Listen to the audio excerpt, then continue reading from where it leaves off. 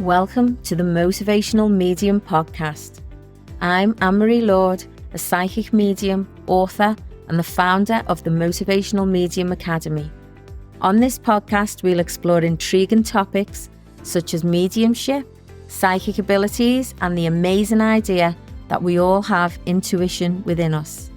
Whether you're a believer, skeptic, or somewhere in between, get ready to unlock your extraordinary potential as we discover the supernatural world together.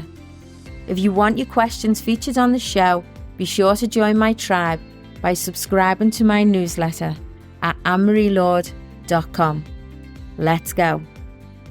Hey lovely, welcome back to the podcast. I wanted to share something with you today.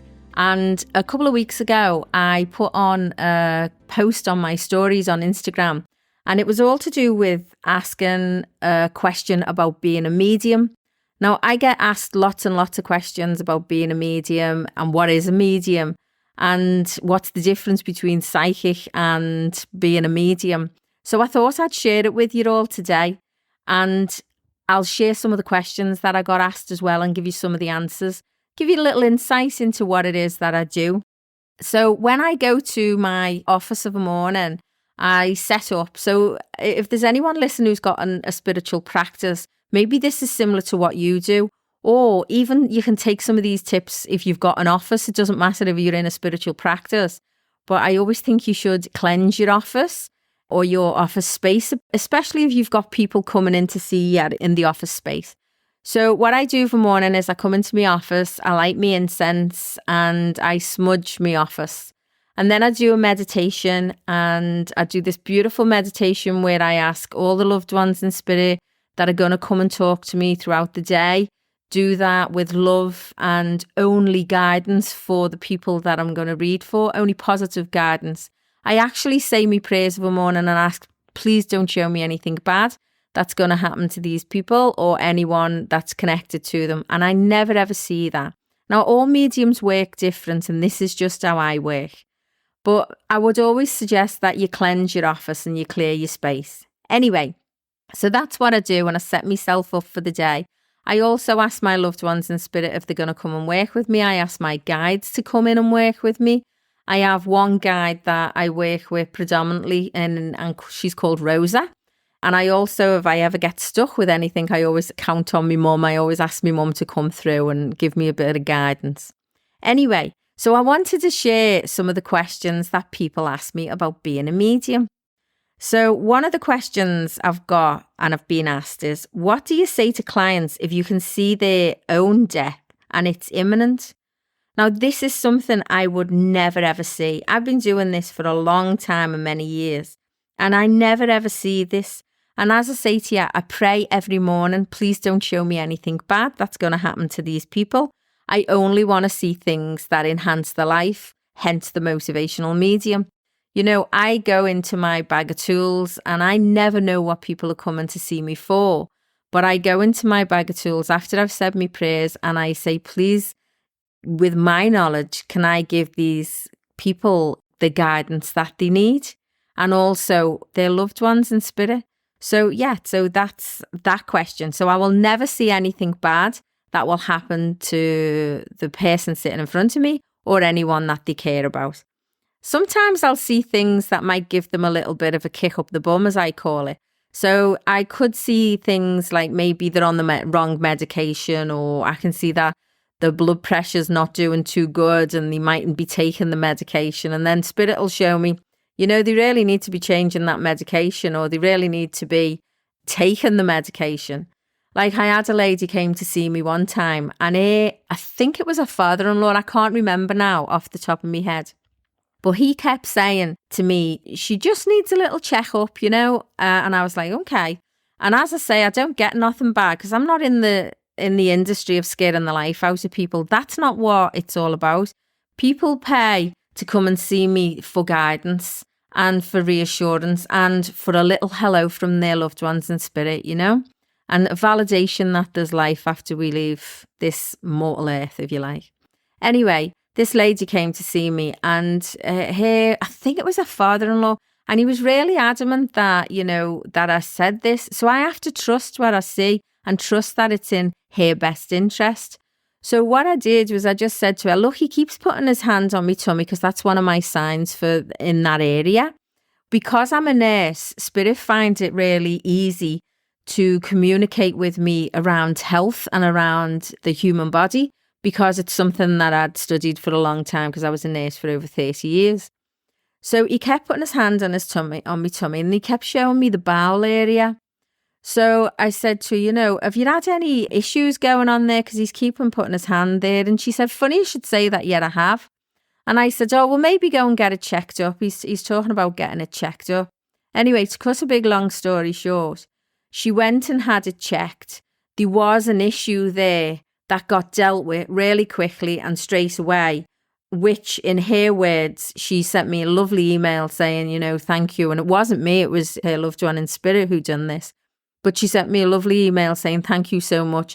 Because of the message that I received that day, they were managed to catch this problem early, so it didn't threaten her life. And she said, thank you, he saved me life. So, mediumship is not just about, and coming from an intuitive guidance reading, is not just about trivial things.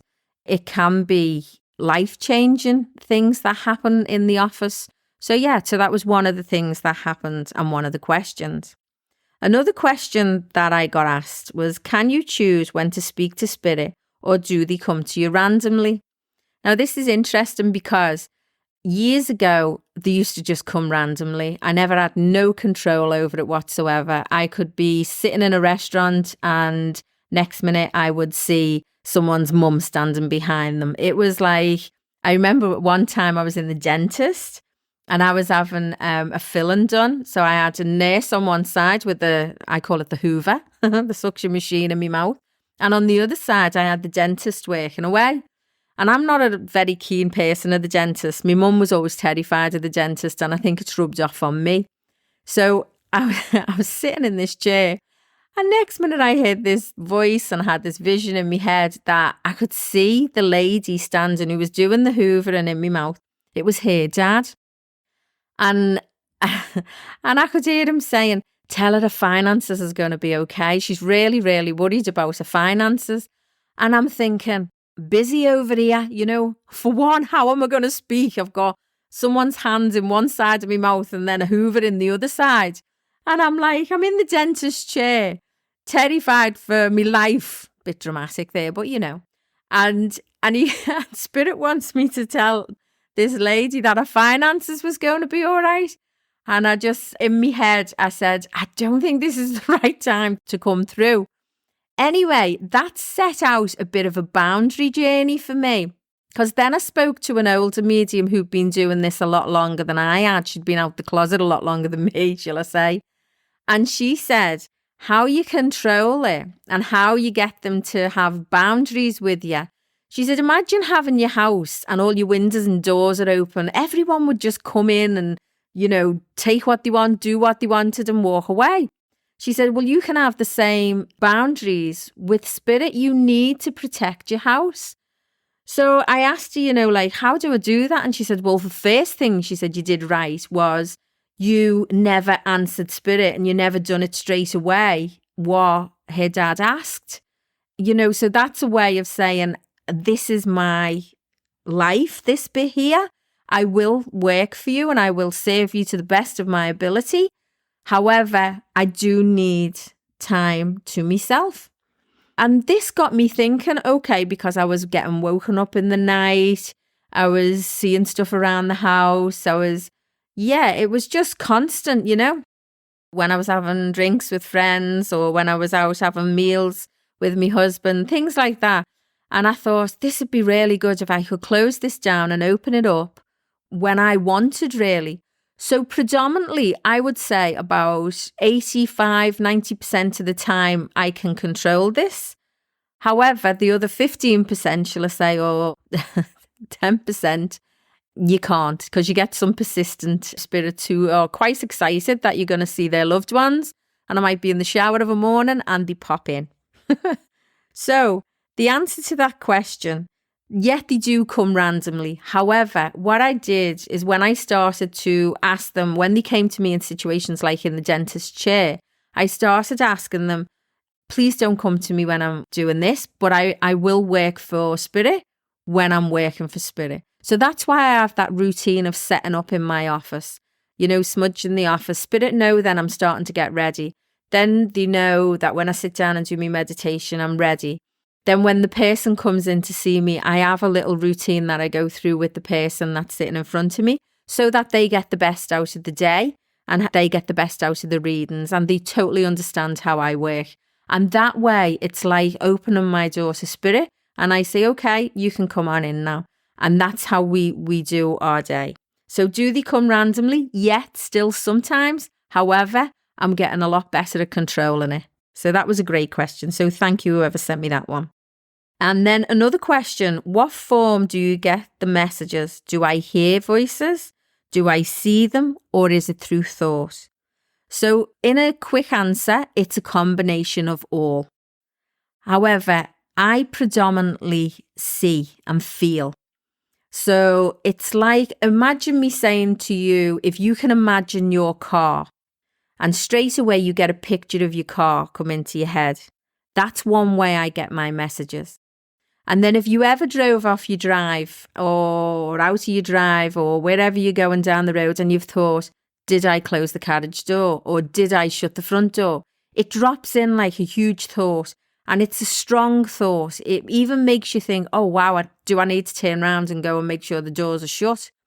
That's how these messages drop in. And also sometimes it's like, I call it like playing charades with Spirit, because they show me things, random things. And this is why I have a catalogue of stuff. Like I said about the nurse and things, the human body, they can show me stuff in the human body and I have to try and interpret what it is. So sometimes it's like playing charades with Spirit. So it's a combination of all of the above. Do I hear? Yes. Do I see? Yes. Do I feel? Yes. Do I smell? Not personally, but do I smell things? Yes, sometimes. And it all depends which way they want to come to speak to you. But the predominant for me is I see and I feel and sometimes I hear. Yeah, so that's me. A combination of the clairs. And a clairs is something I'll talk about on another podcast. So you got like clairaudience, clairsentience, things like that. And I'll talk about that on another podcast. So what else did we get? How did you come to realise you had a gift? Was it over time? Well, do you call it a gift? I always remember that I could sense things, sense when people were happy, when they weren't happy. But I just thought that everybody could do that. It wasn't really till I decided, even though I'd seen Spirit and I'd seen different things growing up as a child, I don't know whether you've read my book or on some of the podcasts that I've talked about. I used to see things, they were like spirals, like little energetic spirals within the air. And I used to see them when I was sick. And I remember my mum said that, oh, that's probably your temperature. You'll hallucinate when you have a temperature. So that's what I put that down to. But one day I remember I was only about 9 and I came down. We lived in an old house. Our house is about 200 years old now. My dad still lives in it. And I remember coming down the stairs and I was getting ready to go to school. And my nan lived with us and she lived in the back parlour. We used to have a front room, living room, a back parlour and a kitchen that was at the back of the house. And I used to always go into the middle room where my nan was, the back parlour, to give her a kiss and give her a hug and go off to school. And this day I opened the door and instead of having, don't judge me on this, don't judge me nan on this, but it was the 70s. Instead of having this orange wallpaper that was in that room, it was a darker room and it just looked really strange. And there was looked like a group of women or people sitting round this wooden box. And in the wooden box was a child. And I absolutely freaked out. I was hysterical. My mum didn't know what was going on. I was like, I can't tell anyone. She's like, come on, you've got to go to school. You're going to be all right. Now, I was brought up Catholic. So seeing stuff like that, I couldn't really tell people that what I was seeing. I was scared of the repercussions of what it would have been judged as. Not that I really knew in them days. Anyway, I went off to school. I was so distraught. I was still distraught going to school. And I can still remember it now. And I'm a lot older than 9 years of age.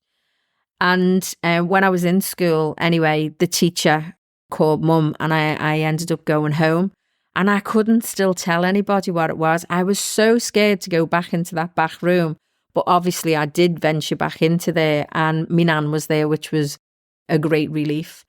And I put that down over the years to being maybe I was dreaming, or maybe I wasn't awake, or maybe I'd had a bad nightmare, I put it down to all stuff.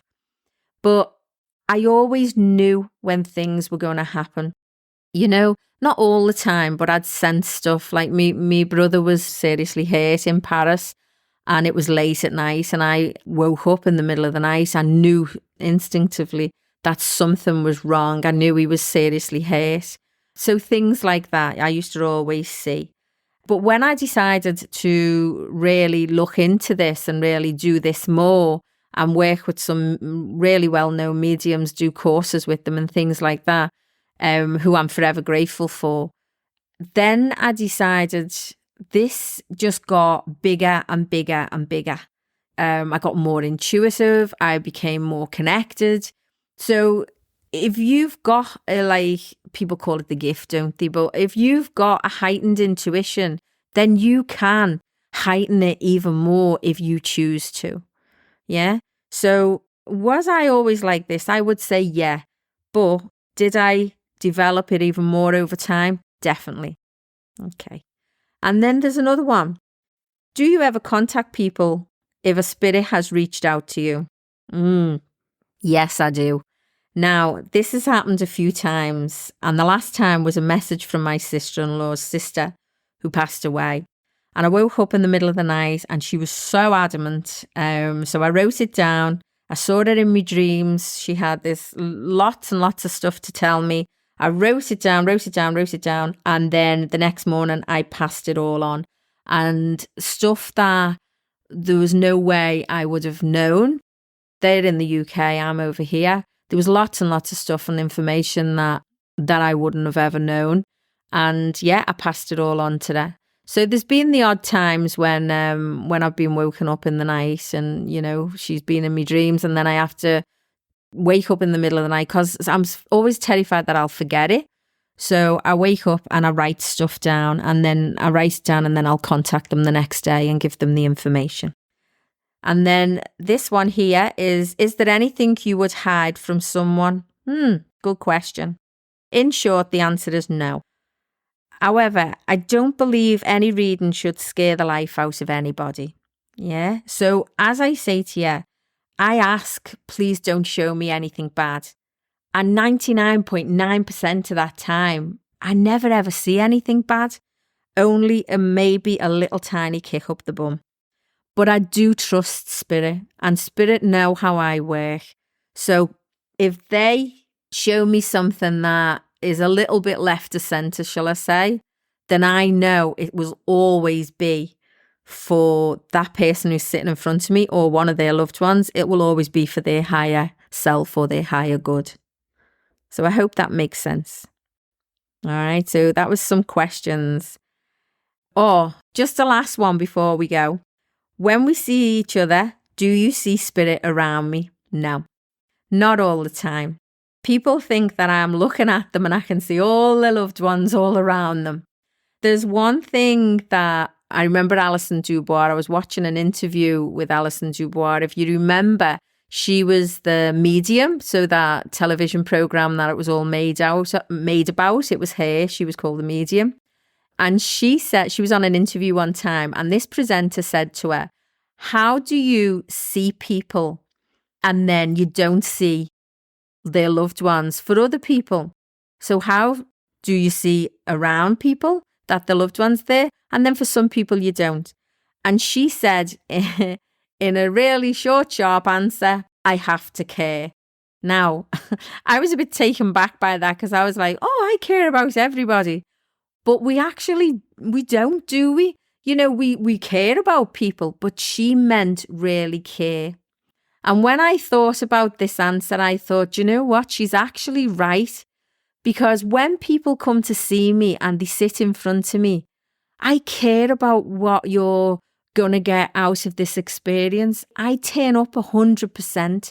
I want the best for you, and I pray every morning that your loved ones come forward, because even though I can't read for myself, I actually love when I get a message, whether it's in my dreams from my mum, or whether I go to one of my friends who's mediums, or a medium I've never even seen before, and they talk about my mum. Now, I know there's a spirit world because I connect with them all the time. But when I get them messages, it's absolutely lovely.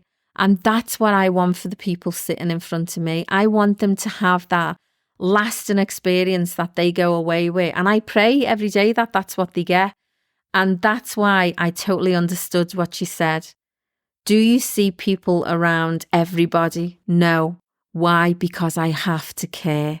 So when I show up, I care about you. It's not that I don't care about people in the supermarket. It's I show up and I care. And that's what she meant. So by bringing that energetic energy of your life of love, then that's what makes you care. I'm sure it is. That's what gives you that connection. And that will also give you the connection with the loved ones in spirit too. So there's some questions that I got asked as a medium. I hope you got something out of that, because I love what I do. It's not just who I am. I'm so many more things than just, a psychic, a medium, an intuitive coach. But I bring everything to these readings and I show up and I care. Now, just before I leave you, there was a question that was sent in by a lady called Janet.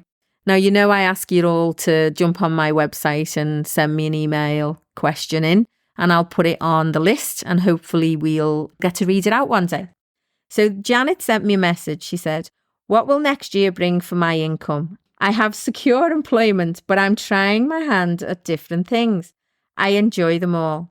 Do I continue this way or focus on one?" Well, what I got from that was, I always say to people, variety is the spice of life. Yeah. So think about it this way. If you're enjoying the job that you're in and it's a secure income, that's why you're there. You're there for the secure income. You wouldn't be trying anything else. Like, I try different things in my business, but I wouldn't try different jobs. I love what I do. Okay. So there must be something there that is not fitting you quite right. I do get that you're going to stay there for a little while, however, but I would say keep going and keep trying different things until you feel like this other thing is the thing that's coming up for you. Okay. I get early next year, you're going to change. So yeah, so keep going, keep trying different things. But I do feel, and I feel no detriment around your income either. So that isn't bothering me. So that's a good thing. So yeah, so early next year, I do feel you'll see the thing that you're supposed to be doing. Keep going. Variety's the spice of life. And yeah, enjoy the journey. But I do get that you're not in the right job at the moment. So keep looking for something different. All right. And I feel like you'll find it at the beginning of next year. Okay. I hope you enjoyed that. And I was so happy that you came and joined me today. Take care, guys. And I look forward to speaking to you soon. Bye, lovely. Thank you for tuning in. I hope you enjoyed this show. It's important to note that while I'm here to inspire, encourage and guide you, I'm not a psychologist, psychiatrist or a doctor. Join me again in 2 weeks for more captivating revelations on the supernatural. Remember to be in with a chance to have your questions answered on the podcast. Subscribe to my newsletter at AnneMarieLord.com. Stay in the tribe to vibe. I appreciate you guys. See you next time.